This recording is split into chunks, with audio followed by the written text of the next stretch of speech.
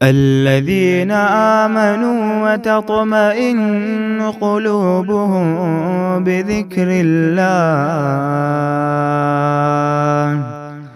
ألا بذكر الله تطمئن القلوب۔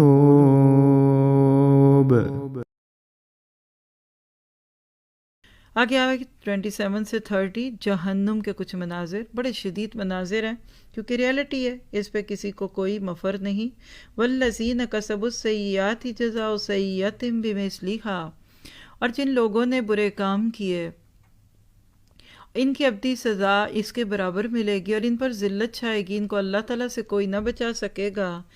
گویا ان کے چہروں پر اندھیری رات کے پرت لپیٹ دیے گئے ہیں۔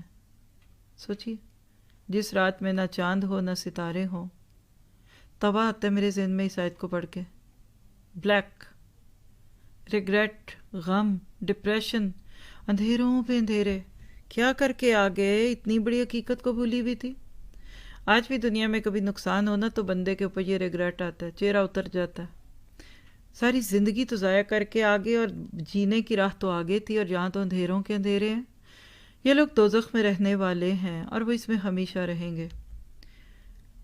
ایک ہمارا اسکول تھا تو اس میں 2-3 جگہیں چھوڑ کر وہاں نائٹ کلب تھا، ایک اسٹرپ مال تھا تو اس کے ساتھ ہی تھا۔ آتے جاتے وہاں سے جب گزر ہوتا تھا تو میں دیکھتی تھی اندھیرا، ڈارک، اور اندر جنوں والی اور عجیب و غریب آوازیں۔ جن کو دنیا میں اندھیرے اور ڈارک نائٹس اچھی لگتی ہیں نا، کہ اب بتیاں بجھا دو، اب نفس کو راضی کریں گے، تو کل اللہ پھر ان کو جہنم میں ڈال کر کے اب اور خوشی منا لو۔ اور وہ دن بھی قابل ذکر ہے جس روز ہم سب کو جمع کریں گے، پھر مشرکین سے کہیں گے کہ تم اور تمہارے شریک اپنی جگہ پہ ٹھہرے رہو، پھر ہم ان کے آپس میں پھوٹ ڈال دیں گے، اور ان کے وہ شرکا کہیں گے کہ کیا تم ہماری عبادت نہیں کرتے تھے؟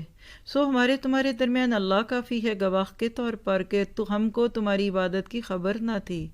یہ کس کی بات ہے آپ کو پتہ ہے؟ نیک بزرگ، اچھے بزرگ، اولیاء کرام جو دنیا سے گزر گئے، اور آج لوگوں نے ان کی قبروں کو پوجا پاٹ کی جگہ بنا لیا۔ کل وہ صاف کہہ دیں گے ہمیں تو نہیں پتہ تم کیا کرتے تھے، کیونکہ وہ تو توحید والے تھے، وہ تو اللہ کو راضی کر کے گئے تھے۔ لوگوں نے آج ان کے ساتھ جو کیا، وہاں جا کے کیا ہوگا۔ اس مقام پر ہر شخص اپنے اگلے کیے ہوئے گناہوں کو جانچ لے گا، اور یہ لوگ اللہ کی طرف جو ان کا مالک حقیقی ہے لوٹائے جائیں گے، اور جو کچھ جھوٹ باندھا کرتے تھے سب ان سے غائب ہو جائیں گے۔ اللہ امت کو شرک کے اندھیروں سے نکال دے تاکہ کل